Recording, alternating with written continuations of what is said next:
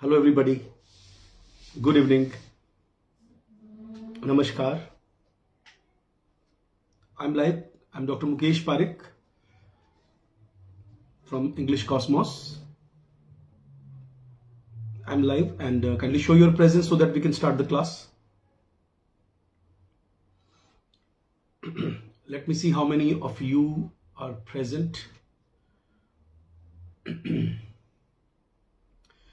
I can see only one person attending the class. Nitish, Shani. Good evening. Good evening. Hello.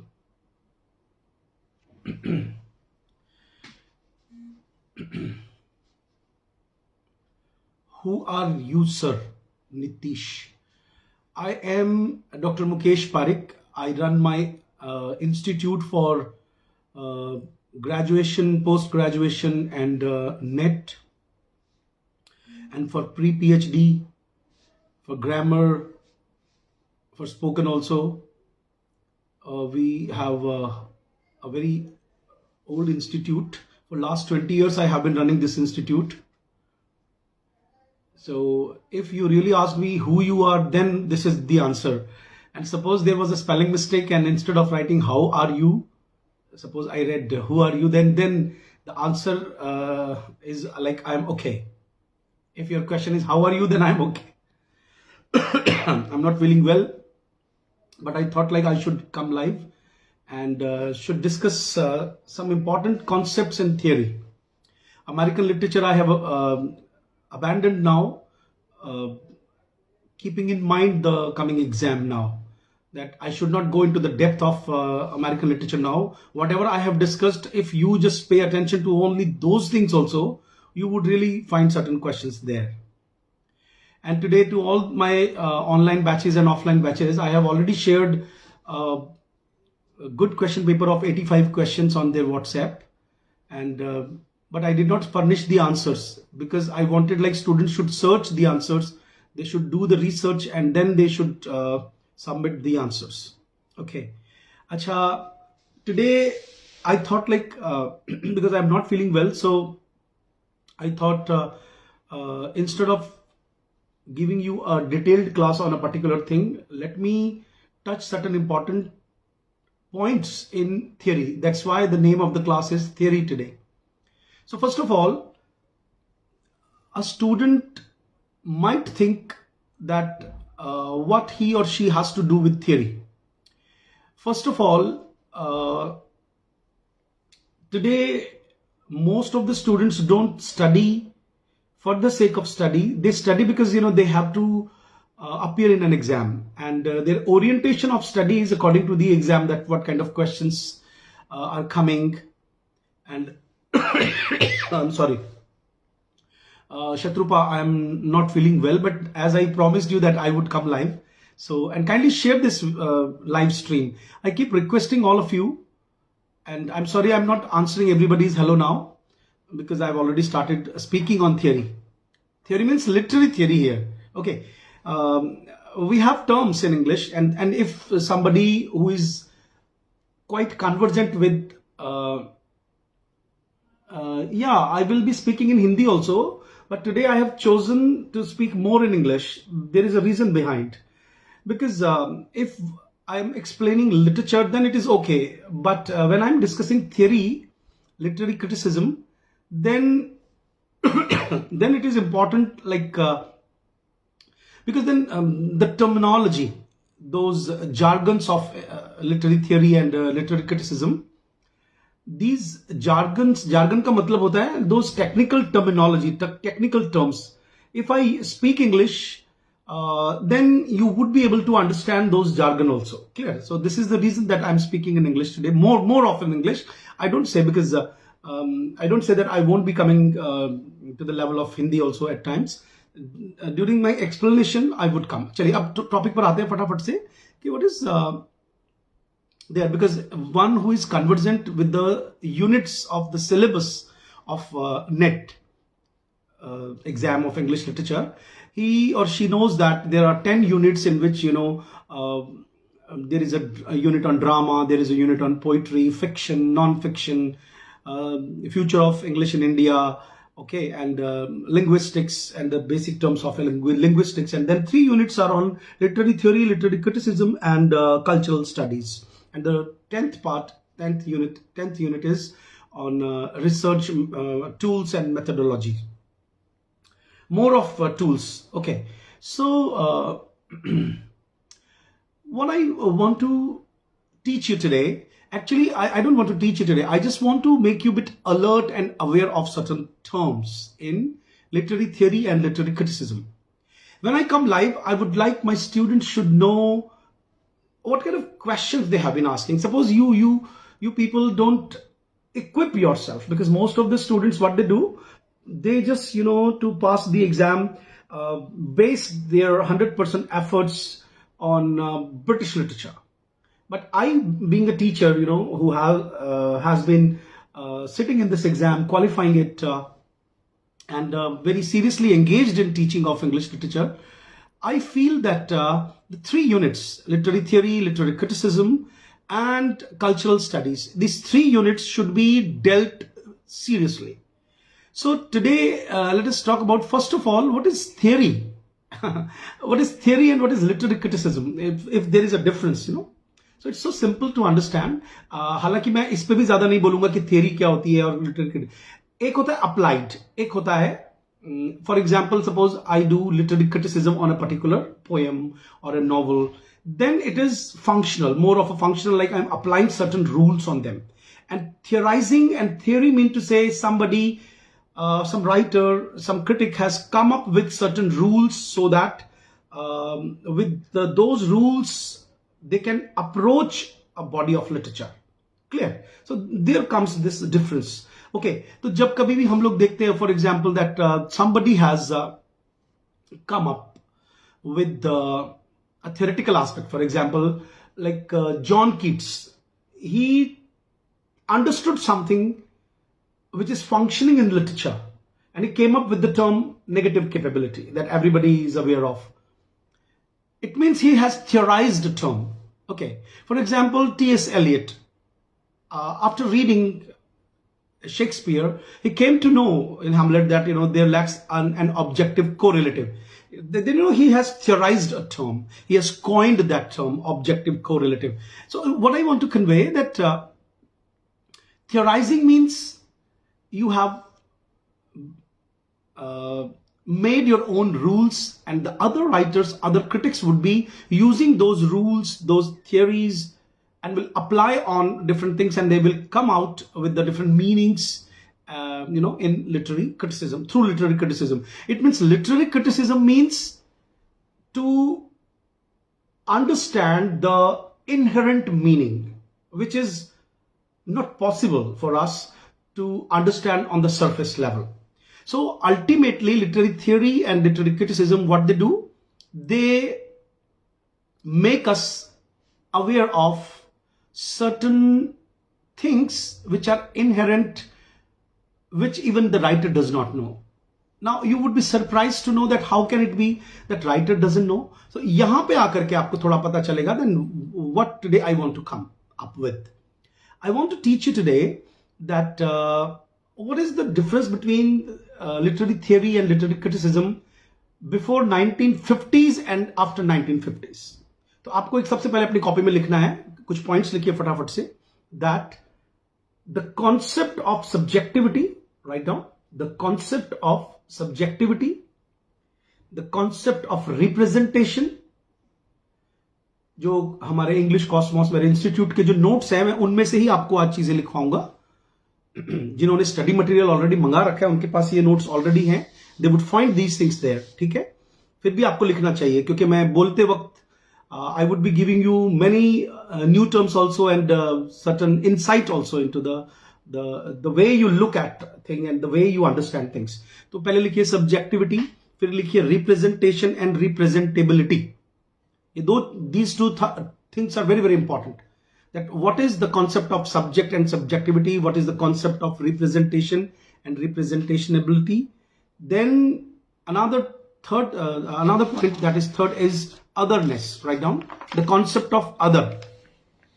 Okay, अब मैं I can speak more on the other things also, but आप सबसे पहले मैं आपसे discuss करूंगा आज कि सब्जेक्टिविटी का क्या कॉन्सेप्ट है। आपको एक छोटी सी बात पता होनी चाहिए कि literary theory and literary criticism, it has really made us aware of that earlier, like before 20th century, we used to consider before the starting of the psychoanalytical criticism.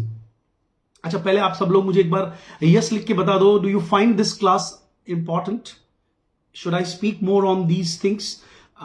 Am I right if I have touched upon this concept of theory, and in the coming few classes, I'm saying few, not a few, in the coming few classes I'll be touching upon these things in detail. So that would make many ideas clear, and that would make you solve certain questions there in the exam.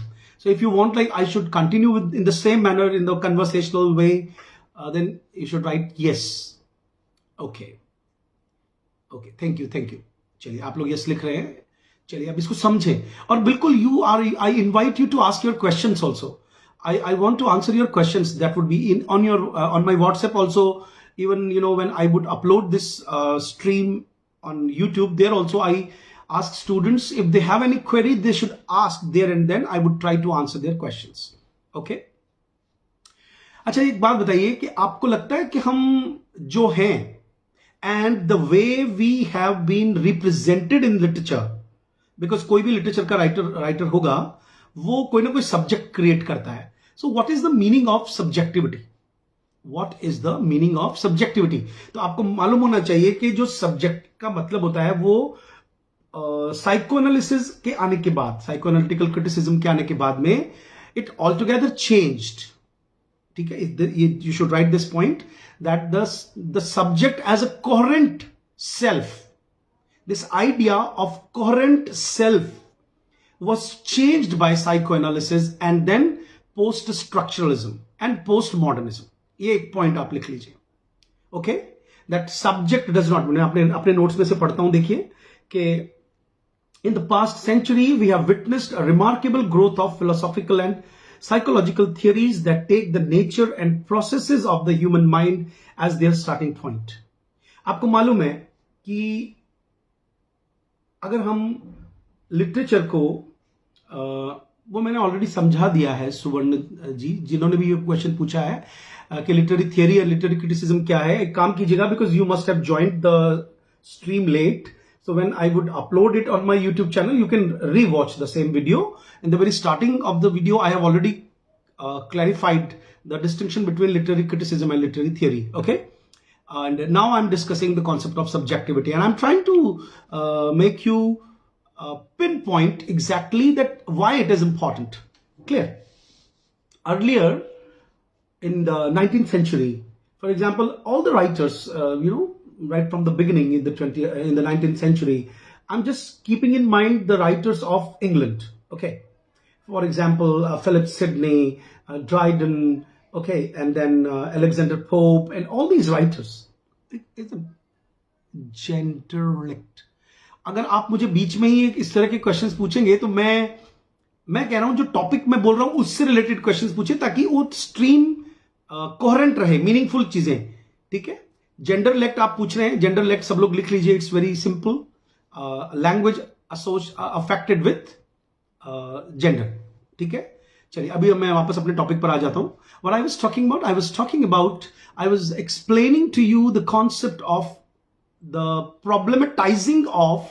अब मैं technical term बोलूंगा आज काफी सारी, because अगर मैं आपको हर चीज हिंदी में समझाऊंगा then you won't be able to understand the paper there, because paper is not, they don't ask questions in the easy language. Clear? I hope you agree with me. So critics of the 20th century, they started talking about, they started arguing, they started problematizing the issues of coherent self. Coherent self क्या होता है? They started questioning कि जो हम दिखते हैं या जिस तरह से राइटर ने किसी कैरेक्टर को क्रिएट किया है, वो कैरेक्टर एज इट इज वो नहीं है. There are other layers of his personality और हर personality. Okay, and if we apply theory and criticism to analyse, क्योंकि देखिए ऐसा माना जाता है इन द 20th सेंचुरी, माना क्या जाता है that we are a product, linguistic product. लिखो, एक पॉइंट लिखो, subject is a linguistic product. हमारी जो सब्जेक्टिविटी है, हमारी जो reality is also a linguistic construct. ये पॉइंट्स आप लिख लीजिए। If you write these points, you would be able to understand how theory and literary criticism can enlighten us, okay, how it can make us see the contradictory things which language has imposed and which language has made us realize. इसको मैं एक example देके समझाता हूं आपको। जैसे मैंने कहा कि सब्जेक्टिविटी इज अ लैंग्वेज और लिंग्विस्टिक कंस्ट्रक्ट। इसका मतलब क्या होता है? आप जो भी महसूस करते हैं या आपको जिस तरह से आप महसूस करते हैं कि आपको महसूस करवाया जाता है।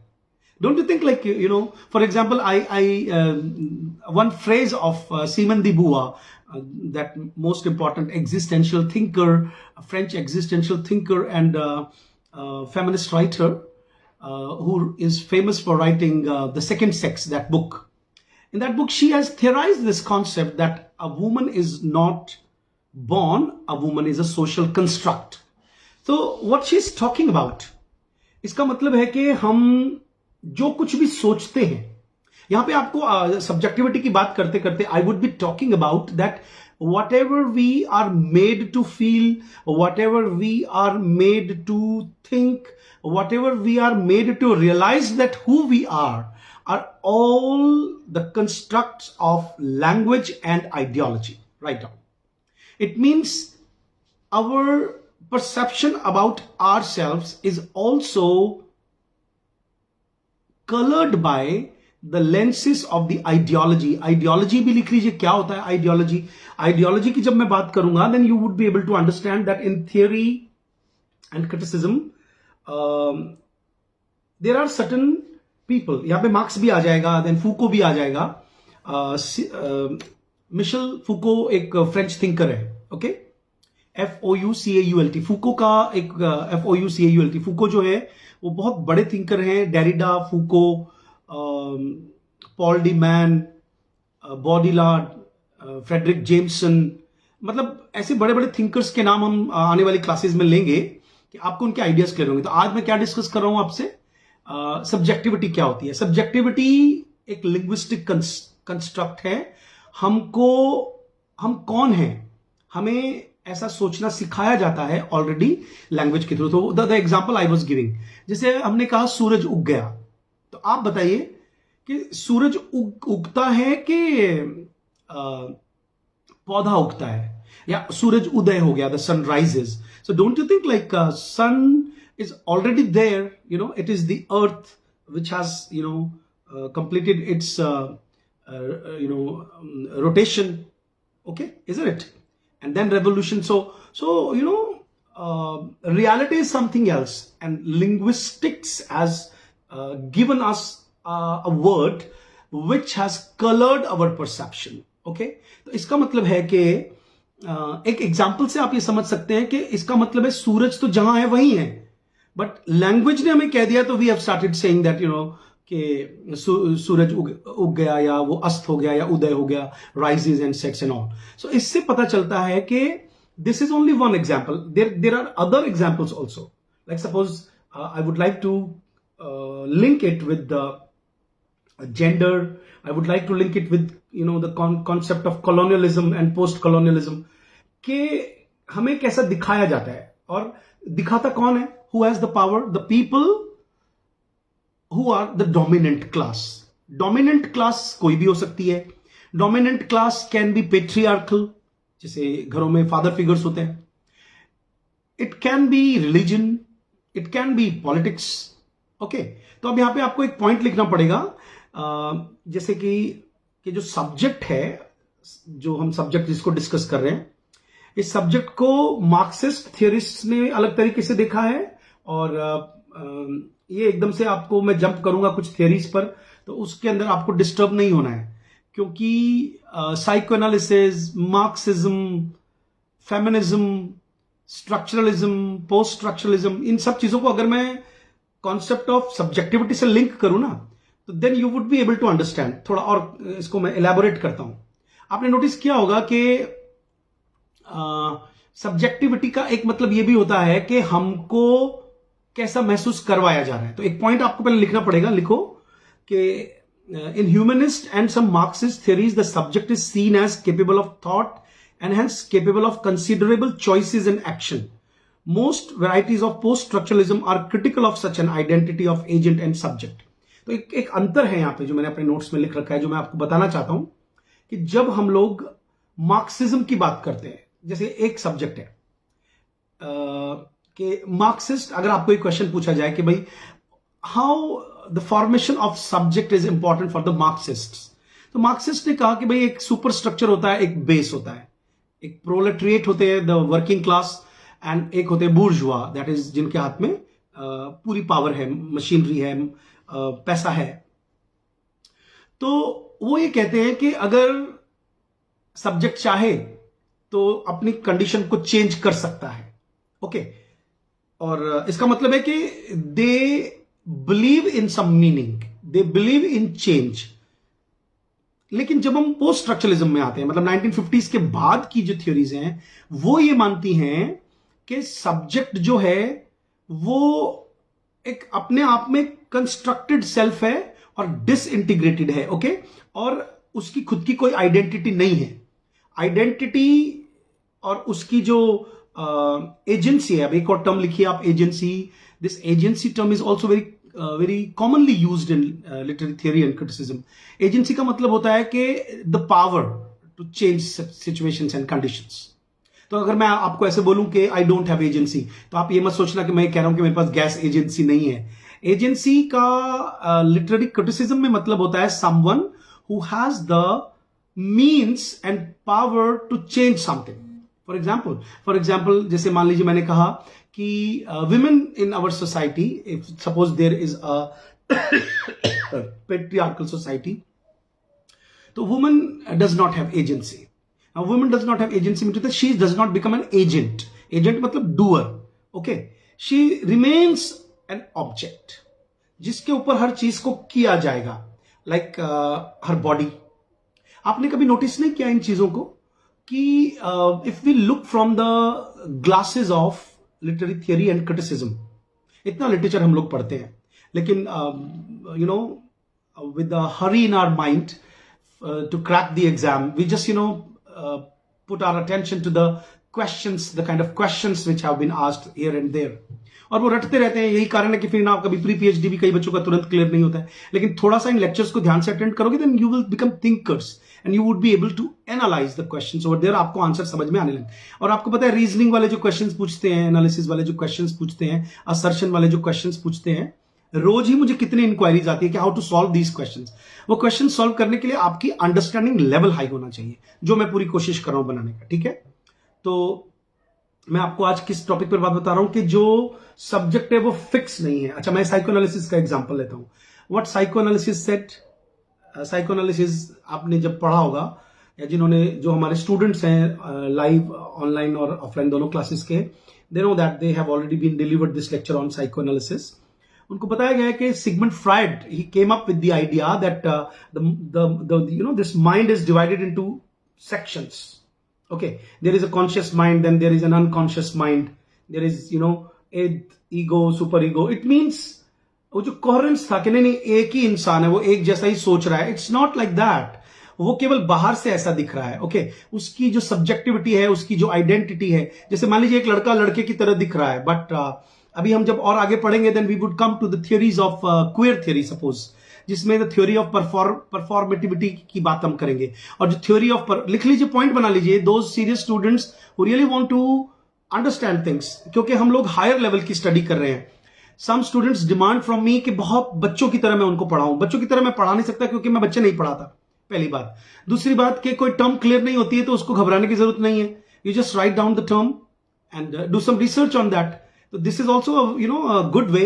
अब मैंने कहा ना, अभी ग्रेजुएशन पोस्ट ग्रेजुएशन का पढ़ाने का जो तरीका है कॉलेजेस में, वो इतना ज्यादा घटिया हो गया है। I am sorry to use this term, I am sorry, लेकिन they just pay attention to those particular essays which are there in the course. They don't give students a preliminary exercise of philosophy and all, because the moment I start with, अच्छा, मैं तो I am so thankful to the UGC जिन्होंने ये syllabus बनाया है, जिसमें 3 units उन्होंने डाल दी है। 30 के आसपास क्वेश्चंस एक स्टूडेंट को जब अटेम्प्ट करने को मिलेंगे, सो ऑब्वियसली चारों तरफ एक इस तरह के प्रोफेसर्स बनेंगे, those who would have their understanding of philosophy also. बिना फिलोसफी के आप लिटरेरी क्रिटिसिज्म को अटेम्प्ट नहीं कर सकते। ओके आप केवल लिटरेचर के बेस पर लिटरेरी थ्योरी एंड क्रिटिसिज्म को स्टडी नहीं कर सकते। सो what I was talking about कि जैसे हम सोचते थे कि एक कोहेरेंट है, तो जो जैसे मैंने लिखा performativity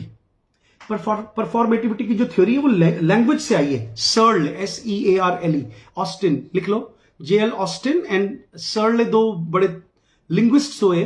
okay they have come up with the theory of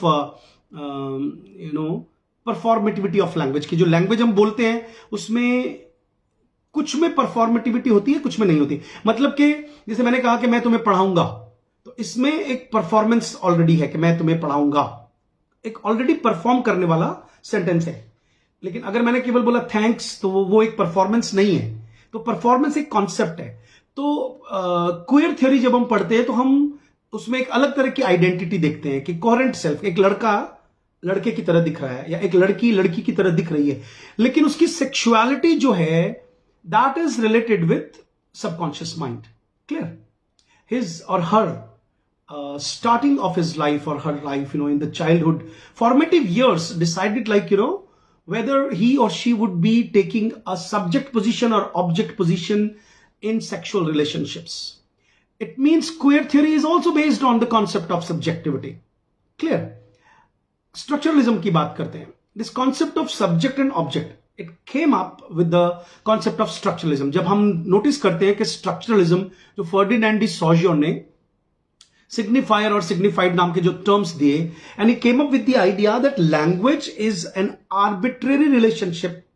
जो मीनिंग हम जिसको हम मीनिंग बोलते हैं ना, देखो सब्जेक्टिविटी क्यों इतना इंपॉर्टेंट टॉपिक है जिसको मैं लेके बैठ गया हूं आज, कि लिटरेरी क्रिटिसिज्म में right from the beginning if we see psychoanalysis और उसके बाद में जब हम स्ट्रक्चरलिज्म देखते हैं, हालांकि आपको you would be surprise to know in the coming time during the course of our lectures that how psychoanalysis is also a part of structuralism, because structuralism means to divide things in structures and to understand the inherent things. जैसे आपको एक atom को समझना है तो आपको उसको breakup करके उसके अंदर इलेक्ट्रॉन, न्यूट्रॉन, प्रोटॉन्स, इनके स्ट्रक्चर को समझना होगा। Then you would say like हमें समझ में आ गया कि इसका क्या मीनिंग है। In the same manner language का मीनिंग क्या है, then you have to divide के अगर मैंने बोला कैट, तो कैट का मीनिंग उन लोगों के लिए ही कैट दिमाग में आएगी जो ये वर्ड बोलते हैं, इजंट इट? इसका मतलब है कि कैट एक मुंह से बोला गया एक प्रोनाउंसिएशन है, isn't it? It's a phonological product. लेकिन वो कैट नहीं है। कैट कहां है? कैट है कहीं, कोई फिजिकल एंटिटी है, कैट कोई बायोलॉजिकल एंटिटी है। And the moment I speak cat, then my mind, if I know in my own language community कि कैट का मतलब बिल्ली होता है, तो मैं उस इमेज को इस वर्ड के साथ एसोसिएट कर लूंगा। तो आपको नहीं लगता है कि यहां पे मेरी इमेजिनेशन काम आ रही है? I am imagining that this word, imagine का मतलब होता है कोई इमेज लाना दिमाग में। इसका मतलब है language is also up to an extent a matter of imagination, और लैंग्वेज ही हमारी आइडेंटिटी को सेलेक्ट करती है, हमारी सब्जेक्टिविटी को सेलेक्ट करती है। इसका मतलब है कि एवरीथिंग इज इमेजिनरी। अब ये सारी बातें जब धीरे धीरे आपको समझ में आएंगी, तब then you would also become philosophers and you would be able to understand Plato and Aristotle. That is the reason that all these philosophical constructs and these philosophical books, they start with Aristotle, I mean Plato, Aristotle and the other Greek thinkers and all. तो what I was talking about, मैं थोड़ा आपको ये बता दूं, I was speaking about ideology के subjectivity. How we think about a subject is also a product of a dominant ideology. इस point को आप अपनी लैंग्वेज में लिख लीजिए, ठीक है? Many senses of the term have emerged in the Marxist tradition. मैं थोड़ा सा अपनी बुक में से पढ़ रहा हूं अब। At its simplest level, ideology refers to the forms of social consciousness. Ideology के बारे में लिखो, it is a social consciousness कि religiously, politically, aesthetically आप कैसे लेते हो। अच्छा, यहां पे when I talk about ideology, मुझे एंटोनियो ग्रैम्ची का रेफरेंस देना बहुत जरूरी है। आपने अपनी कॉपीज में लिखिए एंटोनियो ग्रैम्ची। ग्रैम्ची का स्पेलिंग है GRAMSCI, ग्रैम्ची बोलते हैं, ठीक है? एक वो इटालियन थिंकर थे इनकी प्रिजन नोटबुक्स बहुत एक फेमस डायरी है इनकी। और इन्होंने he is known for giving us so many thing like hegemony, इन्होंने एक टर्म दिया है। लेकिन इन्होंने कैसे समझाया है, एक टर्म और लिखिए, हेजेमनी। हेजेमनी वर्ड एग्जाम में बहुत बार आया हुआ है। We all should understand the concept of hegemony, कि जब हम सब्जेक्टिविटी डिस्कस कर रहे हैं तो वी आर ऑल्सो एक टर्म डिस्कस कर रहे हैं, हेजेमनी। हेजेमनी का मतलब होता है, अगर मैं suppose I go to the level of a common student and try to explain hegemony, the term hegemony, to that student, then I would simply be speaking that it means a power, a person in power or dominant class. समझ में आ रहा है? अच्छा, बीच बीच में yes लिख दिया करो। इतने सारे स्टूडेंट्स देख रहे हैं, सब लोग अगर अपनी वॉल पे स्ट्रीम को शेयर करेंगे तो कितने सारे स्टूडेंट्स का भला होगा, ये देखो आप। तो आपको नहीं लगता है कि आपको पता है बृहस्पति देव ने अपनी राशि बदल ली आज सुबह ज्योतिष के हिसाब से। अब धीरे धीरे we will be moving towards auspicious times. और बृहस्पति इज ऑल्सो गुरु, उसको गुरु भी बोलते हैं। गुरु means if you help in the matters of study of people, then automatically you will be blessed by Lord Vishnu. तो ये काम करने में क्यों चूकते हो बच्चों? हाँ, इसको शेयर कर लीजिए वीडियो को। मैं देख रहा हूं कई बच्चे नहीं शेयर करते, कई स्टूडेंट्स जो काफी बड़े हैं, इतने मैच्योर हैं, बट वो पता नहीं क्यों ना तो कुछ कमेंट लिखते हैं। They are consuming my intellectual property but without any letting और dropping any sign that they are using me. और मुझे मालूम भी चल जाता है कई बार, नहीं भी चलता, but what is wrong if you share it with somebody, come on, आपको शुभत्व की प्राप्ति होगी।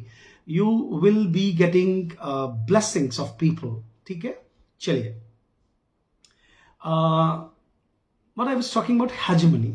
ठीक है, हेजेमनी के बारे में लिखिए कि मैं अपनी लैंग्वेज में समझा रहा था कि डोमिनेंट क्लास वो क्या करेगी, जो सबऑर्डिनेट क्लास होती है उसको ऐसा महसूस करवा देती है, उनकी साइकोलॉजी ऐसी बना देती है कि they themselves start thinking that this dominant class and its power is very important for मी।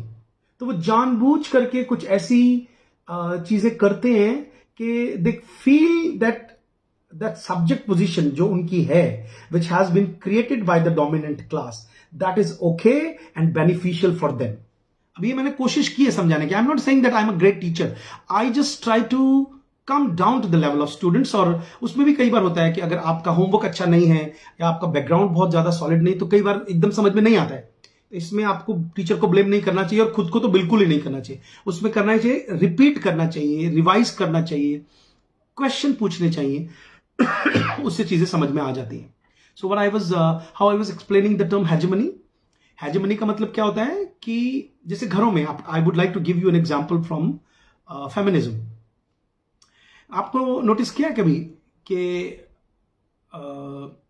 घरों में लड़कियों को इस तरह से पाला जाता है, कई घरों में, कि उनको ये अपने आप ही पता होता है कि हाँ मैं लड़की हूं, मुझे अगर बाहर जाना है पड़ोस के घर तो अपने छोटे भाई को साथ लेके ही जाना है, मैं अकेली तो जा ही नहीं सकती हूं। क्यों? क्योंकि अकेली तो उसको ऐसा महसूस करवा दिया गया कि हाँ ये उसके लिए शुभ नहीं है, ये उसके लिए अच्छा नहीं है, ये उसके लिए थोड़ा सा डेंजरस है, वो कमजोर है। You know, she has incorporated and who has made her incorporated, and उसको बोलते हैं essential। लिखो, एक टर्म लिखो, फिलॉसफी में यूज होती है essentialism। and if you type essentialism on internet then you will find there are different meanings coming out। वैसे easy word है essentialism। essentialism का मतलब क्या होता है कि there are certain attributes, characteristics which are given to a particular class, a particular gender, के वो उसकी कैरेक्टरिस्टिक डिफाइनिंग फीचर्स है, जबकि वो होती नहीं है। That have been created, manufactured. Okay, वो नेचुरल नहीं है। चलिए, so what I was saying that this example of hegemony. तो हेजेमनी का मतलब समझ में आया कि नहीं आया बताओ? जैसे in villages if you go, you will find the functioning bad face of casteism in India. Clear? How would you see that? I recently saw that in my visit during my visit of one of my villages. Uh, what I saw that I visited a person and I parked my car somewhere, and you know the scenes of villages. Many urchins, small kids, they gathered around my car. I came out, and that person whom I am in contact with since my childhood, he did not he did not invite me in his house. Instead, what he said that, oh, I'm so happy that you have come. Now, let us go to that shop and I would offer you water from there. Then I said, why not from your house? When there was no answer, though I did not ask that. Neither I allowed him to take me to that shop, because they belong to a socially lower caste. If I believe in caste system, then he himself know that he's a Brahmin and he would not touch the glass of water from my household. इसका मतलब है that he has already incorporated a belief of power which was assigned to certain classes in Indian caste system, isn't it? तो उसको तो ऐसे कहना चाहिए ना भाई, उसको विरोध करना चाहिए कि नहीं मेरे घर पे चलिए पानी पीजिए, और मान लीजिए मैं कहूं कि नहीं मैं तुम्हारे घर का पानी नहीं पीऊंगा, तो एक प्रॉब्लम क्रिएट होती है। लेकिन उसको पहले से ही पता है कि ये पिएगा नहीं। इसका मतलब है his mind, his subjectivity, his identity has already been shaped by the pattern of hierarchy which is there in the caste system that has been prevalent in India, functioning since ages in. Okay, तो अब मैं आपको ये बताने की कोशिश कर रहा हूं कि हेजेमनी को उन्होंने कैसे यूज किया, कि आज जिनको हम we are mindset, yes Vijay, तो इसको लिखो, पहले आप लोग लिखो। The Italian thinker Antonio Gramsci came up with the idea that the ruling classes exercise a hegemony through an ideological domination which includes a mastery over the people's common sense of things. तो इसको ऐसे define किया है मैंने अपनी book में कि common sense of people is created, manufactured, okay, synthesized, made to think that they are junior, they are subordinate, clear? And this is called the hegemony of these people in the power, okay? So उसके बाद में आपको एक Louis Althusser का नाम लिखना होगा। Thinkers के नाम लिखते जाइए। Louis Althusser, LOUIS, Louis Althusser, ALTHU। I am not feeling well बच्चों, सिर में भी दर्द हो रहा है, बट मैं जब पढ़ाने आता हूं तो मुझसे ऐसे बिना एक्साइटमेंट के नहीं पढ़ाया जाता। Means if I am teaching I find like I should put my heart and soul in teaching, तो फिर वो बोलने से थोड़ा सिर में दर्द हो रहा है, तो मैं बहुत ज्यादा तो नहीं पढ़ा पाऊंगा। लेकिन आज मैंने स्टार्ट कर दिया टॉपिक ताकि आपको in the coming few classes you would be benefited of these things. Louis Althusser का नाम लिख लिया। उन्होंने कहा he believe that we are all the subjects of, मुझे एग्जाम का एक क्वेश्चन याद आ रहा है लुई अल्थुसर के नाम से। उन्होंने एक टर्म दिया है, दैट इज इंटरपिलेशन। लिखो एक टर्म, एग्जाम का क्वेश्चन है। एक्चुअली मैं शत्रुपा में पानी लाना भूल गया अपनी लाइब्रेरी में। ऊपर मेरा लाइब्रेरी ऊपर है और किचन नीचे। लिखो लुई अल्थुसर का जो कॉन्सेप्ट है उसमें ही used term interpolation, and another term he used is state apparatus. फटाफट से लिख लो state apparatus. apparatus का मतलब क्या होता है? tools, okay? and interpolation एक वर्ड है जो एग्जाम में पूछा गया है, तो you would do research on these two terms, और मैं इसको अपनी लैंग्वेज में समझा के जा रहा हूं कि भाई लुई अल्थुसर ने क्या कहा है आइडियोलॉजी के बारे में। आइडियोलॉजी को अलग अलग तरीके से डिफाइन किया गया बच्चों। The moment I touched the topic of ideology, instantly I just gave you the example of hegemony and Louis Althusser, okay? This Antonio Gramsci, but ideology को फॉल्स कॉन्शियसनेस भी कहा जाता है। लिख लीजिए false consciousness. Now what is the meaning of false consciousness? That it is not the exact consciousness, it has been given a manufactured synthesized consciousness which ultimately helps the dominant class.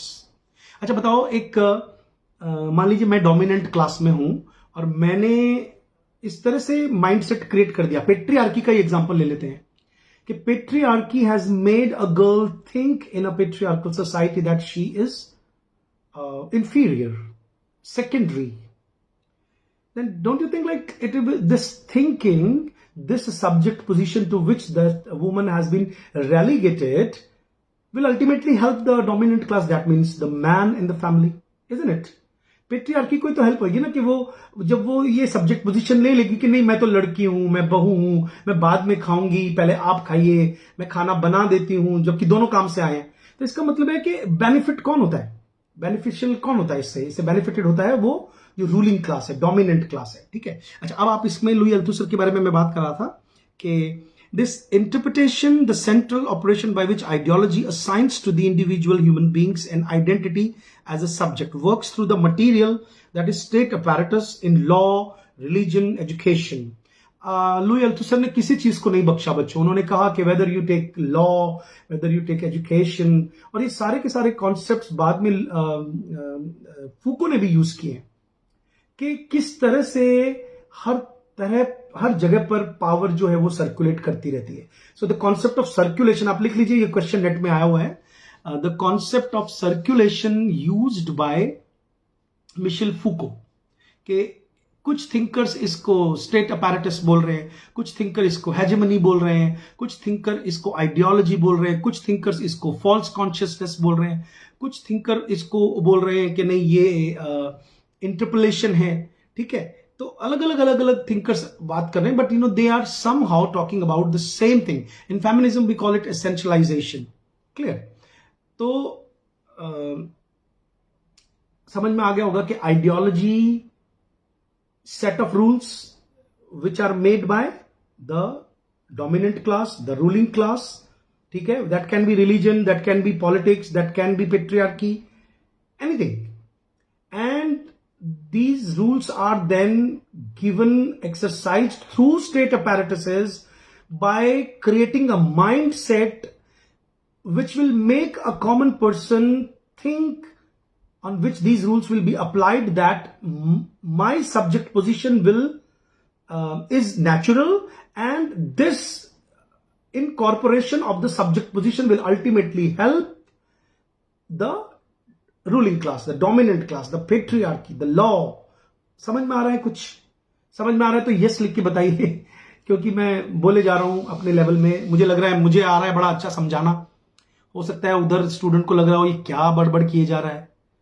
तो kindly right yes if you feel that okay the class is smoothly going on, what ever is being communicated from this side is being taken very seriously and smoothly, constructively, by the students over there. I'm sorry. चलिए, thank you very much. आज sir 4 लोग लिख रहे हैं, देख बहुत सारे लोग रहे हैं, ठीक है, ये खुशी की बात है। अब आ जाते हैं, तो ये सब्जेक्ट पोजीशन आपको क्लियर हो गई होगी कि सब्जेक्ट पोजीशन जो है वो फिक्स नहीं है, दैट हैज बीन क्रिएटेड। तो this is called the concept of subject. अब मैं इसको पोस्ट मॉडर्निज्म में यूज करूं, if I use the same subject in post colonialism, है ना, कैसे समझाऊं? अब कितने सारे तो थियरी हमारे पास आज स्टडी करने के लिए। चलिए बताइए कि अच्छा, इससे पहले कि मैं क्लास को और आगे बढ़ाऊं, I would like to talk to you regarding the concept of, when I talk about subject, तो आपको नहीं लगता there comes another automatically a topic comes that is object, isn't it? If somebody has been given a subject position, clear, it means there is someone who is simple words use करूंगा तो मैंने already बता चुका हूं mister Muzamil Bhatt ji, that exam में समझा तो दूंगा इजी लैंग्वेज में, but then how would you be able to solve the questions there, because ये जो टर्मिनोलॉजी है, ये इसको अपन जार्गन बोलते हैं, ये बहुत जरूरी, आपको आना ही चाहिए ये टर्म्स। और मैंने आपको इसका तरीका बताया कैसे पढ़ते हैं। अगर आपको एक जो मेरी उम्र बढ़ेगी, मेरी एजुकेशन बढ़ेगी, ऑब्वियसली मैं बहुत लो लेवल में आकर पढ़ा ही नहीं पाऊंगा, क्योंकि हम एक प्री कंडीशन हम अप्लाई कर देंगे कि अच्छा इतना तो पता ही होगा स्टूडेंट को। लेकिन मैं आपको तरीका बताता हूं कि इसको कैसे आप समझ सकते हैं। कि मान लीजिए आपके कॉलेजेस में ऐसी क्लासेस नहीं हुई हो, टीचर्स इतना फ्रीली बैठ करके इतना कम्युनिकेटिव लेवल में नहीं पढ़ाते हो, तो कोई बात नहीं, घबराइए नहीं। आप क्या करें बताइए, जो टर्म आपको नहीं लगे, आपको ऐसा लगे ये टफ टर्म बोली है इस सर ने, तो उसको लिख लो. And I also request all of you to kindly subscribe to my YouTube channel, क्योंकि ये जो स्ट्रीम है इसको लाइव को मैं फिर यूट्यूब चैनल पे अभी एग्जाम से पहले पहले मैं सबको करता रहूंगा, बाद में उन सबको मैं हटा लूंगा वहां से. This has been a practice, you no.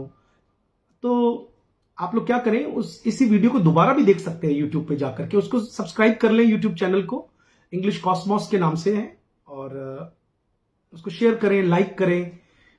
अब टॉपिक पर आते हैं कि मैं ऑब्जेक्ट समझाने की कोशिश कर रहा था कि सब्जेक्ट एंड ऑब्जेक्ट जो पोजीशंस हैं, है ना. तो सब्जेक्ट का मतलब सेल्फ, ये लेना ही अपने आप में एक बहुत बड़ा प्रॉब्लमेटिक चीज है. मिस्टर विजय यादव, आप ध्यान से देखो कि अब तक हम सब्जेक्ट का मतलब सेल्फ लेते थे, लेकिन अब ये जितने भी लिटरेरी थ्योरी उसमें इसको क्वेश्चन किया गया है. ये अच्छा हुआ कि तुमने लिखा कि सब्जेक्ट का मतलब सेल्फ होता है. लिख लीजिए. Did get the notification, so joined just now. May I please know what is being discussed right now? Theory, literary theory and criticism we are discussing. अच्छा सुनो सब लोग ध्यान से. विजय यादव ने लिखा कि भाई सब्जेक्ट मीन्स सेल्फ. बहुत अच्छा आंसर है, क्योंकि अब तक हम यही समझते आए थे. But write down that with the starting of psychoanalysis, the concept of subject means self was problematized, was put into a question mark, और a question mark was put on that कि सब्जेक्ट का मतलब self होता है. अब वो self जो है वो कोरेंट नहीं है. This is the meaning of structuralism, post structuralism, post modernism. समझ गए? ये डिस्टर्ब हो गया सेल्फ.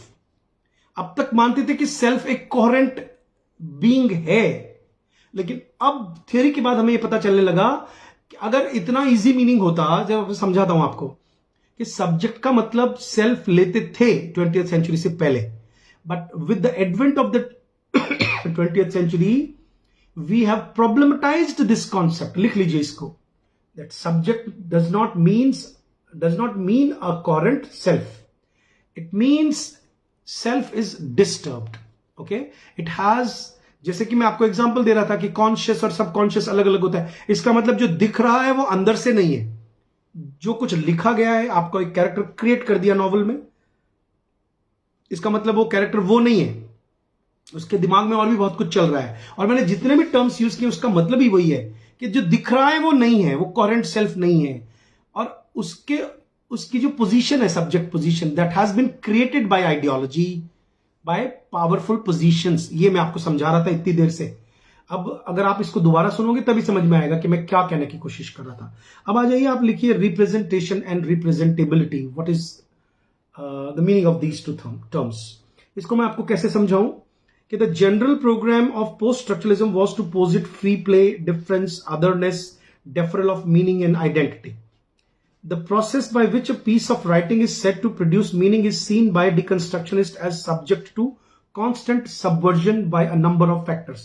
अगर मैं अपनी बुक से ये 2 लाइन पढ़ के आपको समझाने बैठूं तो आपको ये समझ में आ जाएगा कि रिप्रेजेंटेशन क्या है. देखो, पोस्ट स्ट्रक्चरलिज्म का मतलब क्या होता है. पोस्ट स्ट्रक्चरलिज्म का मतलब होता है कि लैंग्वेज के अंदर जो कुछ भी लिखा गया है, क्योंकि हमारी reality is always associated with language. यहां पे कुछ contradictory things are also there. For example, there is a deaf and dumb person, one who can not speak. तो आपको पता है आजकल उनको भी लैंग्वेज सिखा दी जाती है. यू नो, अंधों को भी एक ब्रेल लैंग्वेज सिखा दी जाती है. यस तो लिख के दो ताकि मुझे पता चले हाँ आप समझ रहे हो मेरी बात बीच बीच में. मतलब कि language is always there, whether you are deaf or you are dumb or you are blind. It is always there in one or the other way. You have been given language and then you perceive something with the help of those terms, those words. Okay? अब बात आती है कि फिर representation क्या है. What is literature? आपको नहीं लगता literature we have known since our childhood that literature is a mirror to society, but now this definition does not hold correct. You will be very surprised to note that in a higher class we cannot say that literature is a mirror to the society. No way, because even mirror shows the face, but that face is not the current one. That is only the outward reality. We are more concerned with theory and criticism to know more of the inner aspect of a person, inner aspect which has been created through a character, and character in a book is a construct of language, linguistics. It means whatever is shown to us is quite cumbersome, quite complex, quite contradictory, quite paradoxical, quite, keeping and maintaining skepticism and differences. अब ये इतने technical terms में बोल रहा हूं, इससे आपको घबराने की जरूरत नहीं है. इसको आप ऐसे समझें कि आपको एक एग्जांपल देता हूं मैं. आपको याद है अभी इंग्लिश लिटरेचर में अमेरिकन लिटरेचर डिस्कस हो रहा था कुछ दिन पहले क्लासेस में, एंड आई वाज डिस्कसिंग, जो मैंने ज्यादा डिस्कस नहीं किया था हालांकि, because I thought like it's a very canonical text in Indian universities, death of a salesman. तो आपको उस प्ले में अगर आप suppose you read the text of that play, और suppose you watch a very talented directors, directed play, death of a salesman, तो आपको पता चलेगा कि उसके अंदर क्या चल रहा है और उसके बाहरी रियलिटी क्या है. इसको एक्सप्रेशनिस्टिक टेक्निक से उस ड्रामा में दिखाने की कोशिश की गई है. यस लिख के बताइए आप मेरी बात समझ रहे हैं कि नहीं. मतलब लिटरेचर के थ्रू ये बताने की कोशिश की गई कि वो इंसान वो नहीं है जो वो दिख रहा है. उसका मतलब इकोनॉमी ने, मटीरियलिज्म ने, कैपिटलिज्म ने, अमेरिकन ड्रीम ने, इन सब चीजों ने उसका दिमाग जो है वो एक अलग तरह का बना दिया है. वो बाहर कुछ है, अंदर कुछ है, एक कॉन्ट्राडिक्टरी फिगर है वो, और उसको दिखाने की कोशिश चल रही है. अब अगर वो नहीं समझेंगे तो फिर हम कैसे समझेंगे अमेरिका का क्या हाल है. और अभी तो लेक्चर स्टार्ट हुआ है, अभी तो पार्टी शुरू हुई है. अभी अब जो हम आगे बढ़ेंगे, तो अगर आपको मजा नहीं आएगा तो इसका मतलब यह होगा कि आपको टर्मिनोलॉजी ज्यादा नहीं पता. मैं धीरे धीरे उसको समझाता रहूंगा, आप बीच बीच में पूछते रहना, है ना. अमेरिका देखने में, देखो एक बात, आपको एक राइटर का नाम बताता हूं. आपने कभी बॉडीलार्ड का नाम सुना है? दो बहुत बड़े राइटर्स हैं जो हम आने वाले दिनों में डिस्कस करेंगे.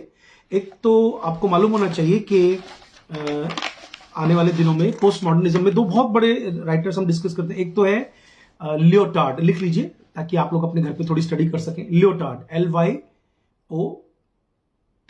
लियोटार्ड. जीन फ्रैंकोआ लियोटार्ड इनका नाम है. और दूसरे जो हैं वो है जीन बॉडीलार्ड. ये दो बहुत बड़े थिंकर्स हैं, फ्रेंच थिंकर्स हैं ये. Jean Baudrillard, BAUDRILLARD. अब आपको मालूम होना चाहिए कि जो जीन बॉडीलार्ड है, उन्होंने तो एक कॉन्सेप्ट दिया है, द लॉस ऑफ रियल. एक कॉन्सेप्ट दिया है उन्होंने. इस पे क्वेश्चन आया हुआ नेट में कि लॉस ऑफ रियल. अब लॉस ऑफ रियल क्या है? वहां पे उन्होंने जो डिज्नीलैंड है, आपको मालूम होना चाहिए. कितने स्टूडेंट्स को डिज्नीलैंड पता है? यस लिख के बताओ. अमेरिका के अंदर डिज्नीलैंड के बारे में कौन कौन जानता है? क्वेश्चन आया हुआ इस पे नेट के अंदर कि उन्होंने जो साइमल्क्रम नाम की जो बुक लिखी है, सिमुलेशंस एक बुक है उनकी, लिख लीजिए. उनकी बुक है सिमुलेशंस. अब सिमुलेशन आपको याद होगा, हम फ्रांसिस बैकन का एक ऐसे पढ़ते हैं, सिमुलेशन एंड डिससिमुलेशन. मतलब सिमुलेशन का मतलब होता है नकल, कॉपी. अब कॉपी क्या होता है? Illusion, which is not real. उन्होंने डिज्नीलैंड का रेफरेंस दिया है वहां पे कि एक कोई और इंसान आया कहीं और से, इंडिया से गया. हम इंडियन लोग कैसे देखते हैं अमेरिका को? बताओ. if somebody does not teach you literature, if somebody does not teach you American literature, if somebody does not relate the true stories, one who has visited America, okay, then we would go to the magazines, to the media, to the shop windows and the rats mats, that sparkling successful success stories of America, their Hollywood and all. But that is not real America. That has been propagated, that has been advertised through media. And the real face of America, which is as harsh, as menial, as bad, as cumbersome as India's. तो आपको अगर वो दिखेगा तो आपको तो वो marketing कैसे करेंगे, फिर कैसे अपनी चीजें बेचेंगे? So what they do, they hide that. They have miniature houses there in Disneyland. Any visitor who comes from outside America, they visit that place and they think like, oh, this is real America. But that is not the real America. That has been, talked about in the whole book of simulations. I hope it is clear to all of you. What I want to convey that representation का example दे रहा हूं मैं आपको ये समझाना चाह रहा हूं कि जब हम थियोरी पढ़ते हैं तो खास तौर पे post structuralism, post modernism and post colonialism, in post को कई बच्चे नहीं समझ पाते ढंग से, जितने भी पोस्ट हैं, कि what is representation and how it has been represented. तो मैं आपको ये जो समझा रहा हूं आज की क्लास में कि ये जो रिप्रेजेंटेशन है ये भी क्या है बताओ, एक लिंग्विस्टिक कंस्ट्रक्ट है. ओके, और मैं आपको ये समझा रहा था कि लैंग्वेज जो होती है वो अपने आप में एक इमेजिनरी चीज है. लैंग्वेज से हम चीजों को इमेजिन करते हैं. जैसे मैंने बोला मैंगो, तो मैंगो आपके दिमाग में इमेज आएगी, इजंट इट, भले वो होगा चाहे नहीं होगा, है ना. That type of American thought representation. Yes Mehul बेटा, ठीक है. तो आगे मैं थोड़ा और रीड करता हूं अपनी बुक में से. What is sought to be exploited to the full is the endless free play. अच्छा, मैं आपको ये समझाना चाह रहा हूं कि जब हम पोस्ट स्ट्रक्चरलिज्म पढ़ते हैं ना, तो आपको एक छोटी सी बात पता होनी चाहिए. एक बेसिक सीख लो पहले. स्ट्रक्चरलिज्म का बेस क्या है बताओ, कि फर्डिनेंड डी सॉज्योर जो एक थिंकर है, उन्होंने कहा कि एक सिग्निफायर होता है, यानी कि वो जो वर्ड जो आपने कॉपी में लिखा कैट, और उसकी जो इमेज क्रिएट होती है माइंड में, दैट इज वो सिग्निफायर है. ओके, एंड सिग्निफायर मतलब वर्ड, एंड सिग्निफाइड का मतलब जिस चीज की ओर इशारा किया गया है. और इन दोनों के बीच में एक रिलेशनशिप है, वो मीनिंग है. लेकिन वो जो रिलेशनशिप है, वो रिलेशनशिप किस पे काम करता है? डिफरेंस पे. ये बेस है स्ट्रक्चरलिज्म का, that there is an arbitrary relationship between the signifier and the signified. ये बात बेसिक है. अब फर्डिनेंड डी सॉजर का जो कॉन्सेप्ट है वो डेरिडा ने जब उठाया, तो उन्होंने कहा कि जो लैंग्वेज है वो अपने आप में कॉन्ट्राडिक्टरी है. कि जब फर्डिनेंड डी सॉजर खुद कह रहे हैं कि सिग्निफायर एंड सिग्निफाइड के बीच के रिलेशनशिप को उन्होंने कहा आर्बिट्रेरी है. आर्बिट्रेरी का मतलब क्या होता है? Not fixed. इसको भी कैसे समझाता हूं आपको, देखो कि मैंने कहा पेन, तो पेन क्यों होगा बताओ? क्योंकि अगर मान लीजिए मैंने कहा पेन, तो ये पेन क्यों है? क्योंकि ये पेंसिल नहीं है. ये एक फिलोसॉफिकल इश्यू है कि पेन क्यों है? क्योंकि वो पेंसिल नहीं है. इसका मतलब है कि कोई चीज क्यों है क्योंकि उसका डिफरेंस है किसी और चीज से. और human understanding is based on differences. इस पॉइंट को आप लिख लो अपनी कॉपी में. हम चीजों को डिफरेंस करके समझते हैं बच्चों. दिस इज आवर परसेप्शन, है ना. मतलब इसको कैसे समझाऊं कि आप जब किसी फिलॉसफी की क्लास में बैठोगे ना, कि रमेश क्यों है बताओ? क्योंकि वो राम नहीं है ना. वो हरि नहीं है, वो मनोज नहीं है, वो जॉन नहीं है, वो अब्दुल नहीं है. इसीलिए इसका मतलब है कि हम डिफरेंस करके चीजों को समझते हैं. अगर अभी भी समझ में नहीं आ रहा है तो इसको ऐसे समझो. आपको पता है कई बार आपको मम्मी ने कहा वो लेके आ, वहां पे वो एक चीज पड़ी, जा वो चम्मच लेके आ. आपने कई बार देखा है, अगर आपको डिफरेंस नहीं पता होगा ना, मान लीजिए चमचा लेके आ और चम्मच लेके आ. अब मान लीजिए कि आपको डिफरेंस पता नहीं है, तो आप पता है, क्योंकि चमचा बोलते हैं थोड़ा बड़ा जिससे सब्जी लेते हैं, और चम्मच बोलते हैं जिससे हम खाते हैं. समझे? इसका मतलब है कि डिफरेंस से ही परसेप्शन है. हमारा जो परसेप्शन है, हम कैसे चीजों को अंडरस्टैंड करते हैं, that is very philosophical thing of creating a difference between things. अब डेरिडा ने इसको आधार बनाया और उसने ऐसे कहा, he said that meaning is not present anywhere, it lies in the difference. तो इसका मतलब है कि जब हम कोई चीज को रिप्रेजेंट करते हैं, तो इसका मतलब वो फुली रिप्रेजेंटेड नहीं है. उसके अंदर कॉन्ट्राडिक्शन है बहुत सारे. क्योंकि अगर हम लिंग्विस्टिकली देखेंगे, तो जब लिंग्विस्टिकली उसका एक एक मीनिंग निकालने की कोशिश करेंगे, तो अगर हम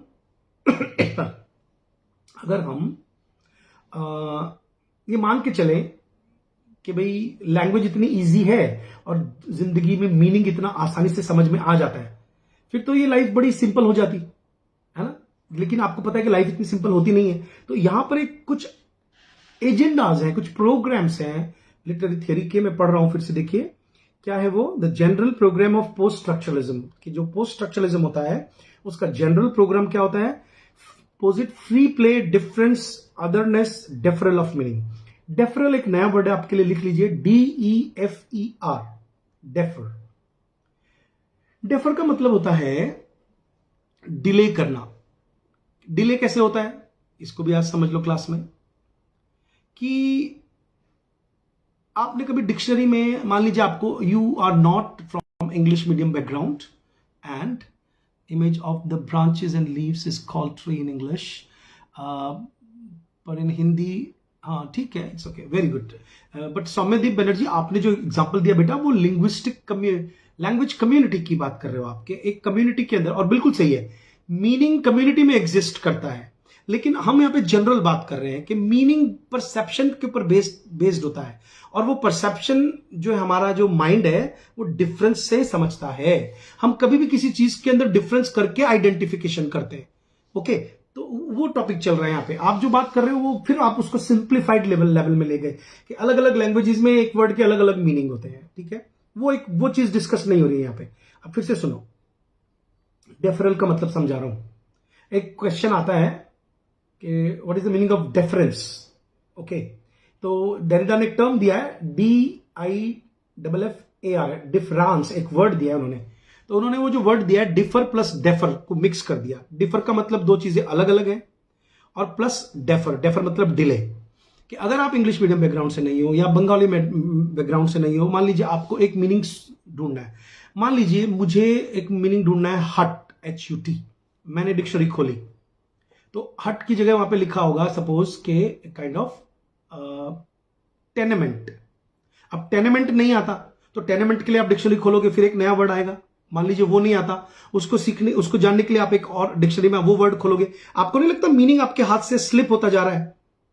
कहीं ना कहीं you are searching meaning, but that meaning is being deferred. Deferred मतलब डिले। लिखो इसको, इसका मतलब है कि पोस्ट स्ट्रक्चरलिस्ट क्या डिस्कस करते हैं कि पहला वो कहते हैं कि meaning lies in the difference, number 1। दूसरा पॉइंट वो क्या बोलते हैं, that meaning is always slippery in nature. Slippery, वो डेफर होता चला जाएगा हमारे हाथों से, फिसलता चला जाएगा। और लिंग्विस्टिकली ये हम रोज देखते हैं कि हमें कोई चीज समझ नहीं आती तो हम एक ऐसे को किसी समरी से पढ़ने की कोशिश करते हैं, वहां समझ नहीं आया तो किसी और चीज से, तो हमारी जो कॉम्प्रीहेंशन है वो डिले होती जा रही है। ऐसे ही संसार का जो मीनिंग है, इसको इल्यूजन इसीलिए कहा गया है। आपको इन लेक्चर्स के थ्रू ऑटोमेटिकली जो हिंदू फिलोसफर्स हैं, इंडियन फिलोसफर्स, गीता, जितने भी आपको ये गहरी बातें अपने आप समझ में आने लगेंगी, जिसमें इस संसार को माया कहा गया है, कि आपको लगता है कि मीनिंग है लेकिन मीनिंग वहां नहीं है। तो दोबारा से सुनो, फ्री प्ले क्या होता है? अच्छा, फ्री प्ले का मतलब होता है कि आपको अपने लेवल पर मीनिंग अप्लाई करने की और अपने अपने तरीके से मीनिंग समझने की छूट है। हर पूरे वर्ल्ड में जाके देखिए, human being has the same kind of conditions of living, understanding the reality, but then every community has their own gods, their own concept, their own rituals, their own social mores, isn't it? It means there is a free play. तो ऐसे ही linguistically page के ऊपर होता है कि आप language का जो वर्ड का फ्री प्ले चलता है, नंबर 1। डिफरेंस के थ्रू मीनिंग समझ में आता है, otherness, deferral of meaning and identity. अब ये अदरनेस और आइडेंटिटी है, ये मैं बाद में डिस्कस करूंगा, ठीक है। The process by which a piece of writing is set to produce meaning is seen by deconstructionist as subject to constant subversion by a number of factor. Post structuralist क्या मानते हैं कि कोई भी चीज का मीनिंग जब निकलेगा तो उसमें बहुत सारे फैक्टर्स अप्लाई होते हैं। What is sought to be exploited to the full is the endless free play leading to a contradictory relationship between the literal and figurative meaning। अच्छा, यहां पे मुझे आपको एक बात बतानी है कि कुछ ऐसे थिंकर्स हुए हैं जिन्होंने ट्रोप्स की स्टडी की है। लिखो एक नया टर्म, ट्रोप्स, TROPES। ये जब हम लैंग्वेज की बात करते हैं तो in language there are sometimes literal meanings and there are figurative meanings. तो फिगरेटिव मीनिंग्स को क्या बोलते हैं अपन? symbolic meanings. So through symbolicism, we try to give a meaning, okay, but then everybody is not capable and entitled to understand the figurative and the trope nature of the language. अब आप इसको कैसे समझाऊं कि day to day life में भी हम कई बार मेटाफोरिकली या सिंबॉलिकली बात करते हैं, ठीक है? तो एक राइटर का नाम लिखिए आप, Jonathan Culler, JONATHN, Jonathan CULLER, ठीक है? इन्होंने ही points out that what deconstruction calls into question is our inclination to use notions of unity and thematic coherence to exclude possibilities that are manifestly awakened by language and that pose a problem. अब ये क्यों famous है मालूम है आपको? इन्होंने कहा है, जोनाथन कुलर ने, कि हम मान के चलते हैं कि लैंग्वेज एक कोहेरेंस क्रिएट करेगी हमारे सामने, एक मीनिंगफुल सिचुएशन क्रिएट कर देगी, बट ऐसा नहीं है. लैंग्वेज खुद कॉन्ट्राडिक्टरी चीजों को बताती है और थ्रू टेंशन का मतलब होता है लैंग्वेज के अंदर सेल्फ कॉन्ट्राडिक्टरी चीजें प्रेजेंट होती हैं, पैराडॉक्सिकल थिंग्स आर प्रेजेंट. ये जोनाथन कुलर ने कहा है, ठीक है? लिख लीजिए. इसका मतलब है कि जब हम पोस्ट स्ट्रक्चरलिज्म पढ़ने बैठते हैं तो हमें यह पता चलता है कि लैंग्वेज खुद ही अपने आप को कट कर रही है, लैंग्वेज खुद ही अपने आप को कॉन्ट्राडिक्ट कर रही है. लिंग्विस्टिक्स, इसका मतलब है लिंग्विस्टिकली रिप्रेजेंटेशन इज प्रॉब्लमेटाइज्ड. लिंग्विस्टिकली हम चीजों को इतना अच्छे तरीके से नहीं समझ सकते. इसका मतलब है दे पुट अ क्वेश्चन. अच्छा, अब यहां पे आपको समझ में आएगा कि the concept of otherness and identity. इसका मतलब है द कॉन्सेप्ट ऑफ आइडेंटिटी, जिसको हम बोलते हैं कि साहब मैं एक आदमी हूं. तो पोस्ट स्ट्रक्चरलिज्म कहता है कि वो लैंग्वेज के उस कंस्ट्रक्ट को डिस्कस करके हो सकता है इस चीज को डिसप्रूव कर दे के जो आदमी कह रहा है कि मैं आदमी, हो सकता है वो आदमी ना हो. अब आप कहोगे कि ये कैसे पॉसिबल है? तो ये इसको बोलते हैं फ्री प्ले, ठीक है? अच्छा, उसमें एक और राइटर का नाम लिखिए, अमेरिकन डिकंस्ट्रक्शनिस्ट है जिनका नाम है पॉल डी मैन. लिखिए फटाफट, Paul PAUL, Paul de man, ठीक है? उनकी खास बात क्या है? ही सेड दैट मिसरीडिंग, लिखो, he said that misreading and misrepresentation is the real wisdom. लिखो, misreading and misrepresentation is the real wisdom. अब ये कैसे समझ में आएगा? क्योंकि पोस्ट स्ट्रक्चरलिस्ट के पॉइंट ऑफ व्यू से जितना ज्यादा कॉन्ट्राडिक्टरीली या फैला हुआ मीनिंग अगर आपको समझ में आता है तो इसका मतलब है कि आपको ऐसा लगना चाहिए कि राइटर ये कहने की कोशिश नहीं कर रहा है, राइटर कुछ और कहने की कोशिश कर रहा है. एक क्लियर कट मीनिंग समझ में नहीं आता है post structuralist point of view से, ठीक है?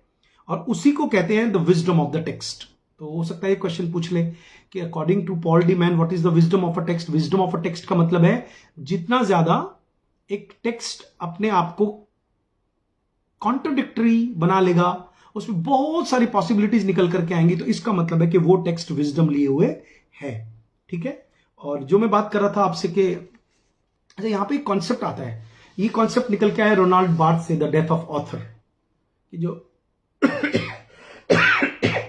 रिप्रेजेंटेशन का जो कॉन्सेप्ट हम डिस्कस कर रहे हैं आफ्टर सब्जेक्टिविटी, कि रिप्रेजेंटेशन का जो कॉन्सेप्ट है वो एकदम ही चेंज कर दिया रोनाल्ड बार्थीज ने, जब उन्होंने ये डिस्कस किया कि ऑथर जो है that is not the constructor of the reality in the text, it is the reader. Because a reader, one who approaches a text with his own cultural, linguistic background, would be able to ultimately giving the meaning. समझ में आ रहा है? एक student मुझे देखने आता है अचानक से, जिसका पोस्ट ग्रेजुएशन का बैकग्राउंड बहुत पुअर है, ठीक है? मैं देखता हूं ना, कितने सारे बच्चे मैं पढ़ाता हूं आजकल, हजारों स्टूडेंट्स मेरे स्टूडेंट हैं ऑल ओवर इंडिया, और मैं देखता हूं कि they get attracted towards my teaching, okay, but after few days they feel that they are not as much attracted towards me as they were in the beginning. उसका कारण होता है, मैं तो मैच्योर हूं इसलिए मैं इन चीजों को ज्यादा बुरा नहीं मानता. उसका कारण होता है कि वो कमी स्टूडेंट में होती है. वो उसको लगता है यार मैं शुरू में तो बड़ा इंटरेस्ट लिया मैंने देखा कि तो बहुत अच्छा पढ़ाते, लेकिन ये तो अच्छा नहीं पढ़ा रहे. बताऊं क्यों? क्योंकि वो मेहनत नहीं कर पाता, वो मेरे अकॉर्डिंग नहीं चल पाता. उसको मैं कह रहा हूं ये पढ़ो ये पढ़ो ये पढ़ो ये पढ़ो, तो उसको लगता है ऐसे तो कोई पढ़ाता ही नहीं है, ऐसे थोड़ी ना पढ़ाई होती है. समझ में आ रहा है मैं क्या कहना चाह रहा हूं? इसका मतलब है कि जो मैं डिस्कस करना चाह रहा था कि भाई एक स्टूडेंट आया और उसका लिंग्विस्टिक बैकग्राउंड, उसका हार्डवर्क का बैकग्राउंड रहा है नहीं रहा है, अकॉर्डिंगली ही विल जज मी। ऐसे ही हम टेक्स्ट को जज करते हैं। हम टेक्स्ट को कैसे जज करते हैं? हमको लगता है कि नहीं, राइटर ये कह रहा है, लेकिन राइटर तो बेचारा आपके पास नहीं है ना। He has written, and that's why the name of that concept is death of the author. कि वो अपना माइंड सेट जैसा भी है उसके हिसाब से वो मीनिंग निकाल लेगा। तो ये थ्योरी है, ये पोस्ट स्ट्रक्चरलिज्म में पढ़ी जाती है, ठीक है। बार्थिस के बारे में कहा जाता है that he is against, Roland Barthes का नाम लिख लीजिए, रोनाल्ड, ROLAND, रोलान बार्थिस भी बोलते हैं, बार्थिस, BARTES, Ronald Barthes is against the traditional view that the author is the origin of the text, the source of its meaning, and the only authority for interpretation. In Barthes' view, the author is at best a location where language crosses and recrosses. He is not capable of getting higher or depth of that. Language crosses and recrosses. एक location है author. ये भी question आपको पूछ सकते हैं कि भाई ऑथर एक साइट है, ऑथर। और जो पोस्ट स्ट्रक्चरलिज्म है उसमें हम ये चीज भी पढ़ते हैं कि author has lost his God like position. लिखो, ये पॉइंट बना लो, ये बहुत इंपॉर्टेंट कॉन्सेप्ट है कि डेथ ऑफ द ऑथर का मतलब है कि जैसे मिशेल फूको का व्हाट इज एन ऑथर एक ऐसे है, मुझे लगता है सभी यूनिवर्सिटीज में पढ़ाया जाता है इंडिया में आजकल। जैसे structure, sign and play, Derrida का ऐसे है, तो वो कितना कॉमनली पढ़ाया जा रहा है। तो क्या क्या डिस्कस करना चाह रहा हूं कि ऑथर लिटरेचर जिसको बोलते हैं, आइडेंटिटी, मीनिंग, ठीक है, माइंड, पर्सनालिटी, ये सारे जो चीजें हैं ये ब्रेकअप हो गई हैं। इनको क्वेश्चन मार्क लगा दिया है पोस्ट स्ट्रक्चरलिज्म में, ठीक है। कि मीनिंग क्या है, रीडिंग क्या है, रिप्रेजेंटेशन क्या, पॉइंट बनाओ, लिखो, मैं आपको बोलता भी जा रहा हूं ये पॉइंट्स कि what is reading, what is meaning, what is representation, what is identity, what is subjectivity, what is authorship. All these things have been questioned in post-structuralism. Why? Because earlier they were considered, author was considered, a higher position, God-like position. But now it's not. अभी post-structuralism क्या कहता है मालूम है? कि author खुद prejudices का पुलिंदा है. Yesterday I had a discussion with one of my very intelligent student. She sent me an article, and coincidentally I had already read that article, and then I was just questioning, like, I don't agree with this writer. Uska karan hai. Then she was slightly surprised, not completely, because as I know, like, she must have a very sound reading and intellectual background. अब मेरे लिए कोई author जो है वो कोई ऐसी figure नहीं है, मेरे लिए खुद के लिए भी, क्योंकि ऑथर जो है, जैसे एक एग्जांपल देके बताता हूं आपको कि ऑथरशिप क्यों क्वेश्चन मार्क के घेरे में आती है। आपको लगता है कि प्रेमचंद एक बहुत बड़े राइटर हैं? यस लिख के बताओ, हाँ या ना। Do you think Premchand is a great writer? Tolstoy is a great writer? James Joyce, T S. Eliot, Salman Rushdie? Yes लिख के बताओ, तभी पढ़ाऊंगा आगे। Do you think like these are great writers? और do you think really that becoming an author means garnering, securing greatness for you? कोई जवाब नहीं आ रहा है इसका मतलब।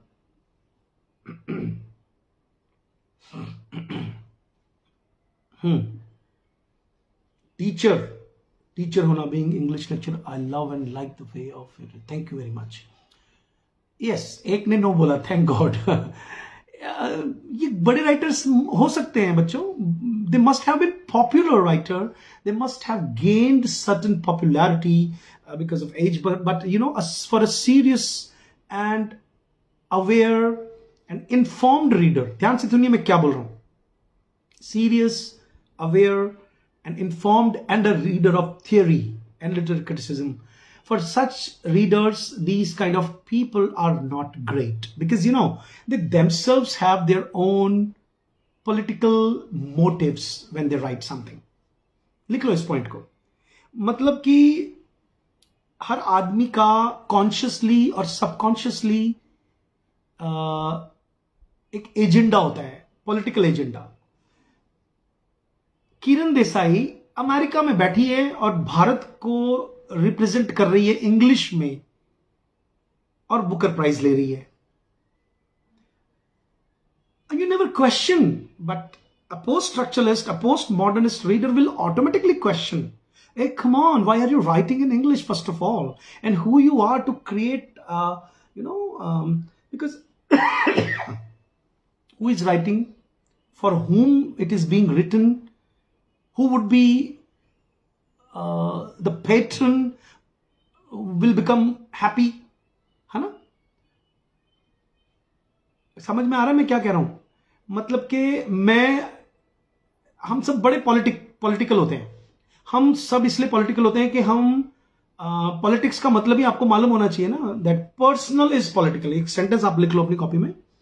पर्सनल, हिंच का लिखा हुआ एक सेंटेंस है, बहुत फेमस है, फेमिनिस्ट राइटर है. Personal is political.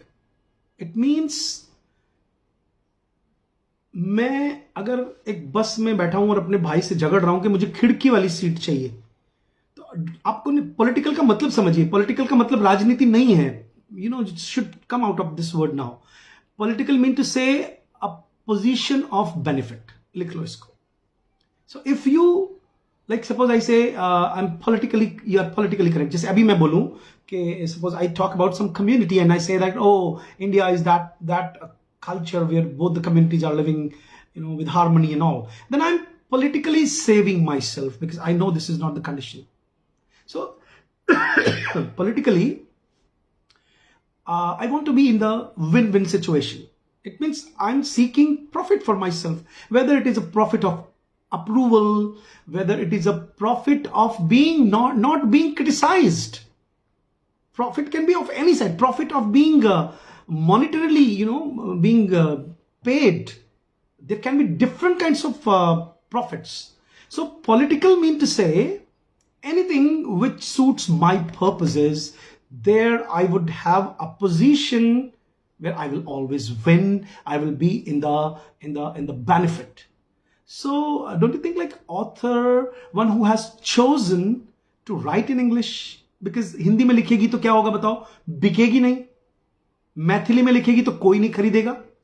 सोच के देखो, क्या कौन लिख रहा है, किस में लिख रहा है, टारगेट में कौन से ऑडियंस हैं, कौन से रीडर्स हैं. इन सब चीजों को जब तुम देखोगे then you will come. And फिर क्या लिखा जा रहा है, what is being written, who will read that. And जैसे बिल्कुल ऐसे होता है कि जैसे कोई घर में मेहमान आता है,